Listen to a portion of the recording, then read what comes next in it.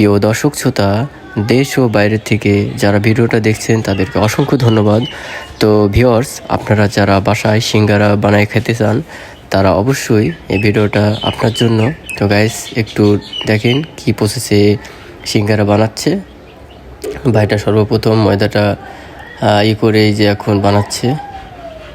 আর যে দিচ্ছে আপনার একটা মনে করেন যে পানির মতো, সেটা কিন্তু কোনো আঠা না, এটা আপনার নর্মালি পানি। ওইটা পানিটা দিলে ওই সিঙ্গারার আটাটা অপর দিকে লেগে যায়। তো অনেকেই মনে করে এটা আঠা, আসলে এটা আঠা না, এটা হচ্ছে পানি। তো ভিউয়ার্স, এই যে আলু ভিতরে দিচ্ছে, একটু প্রচেষ্টা দেখে রাখুন, বাসায় বিনে বানায় খেতে পারবেন।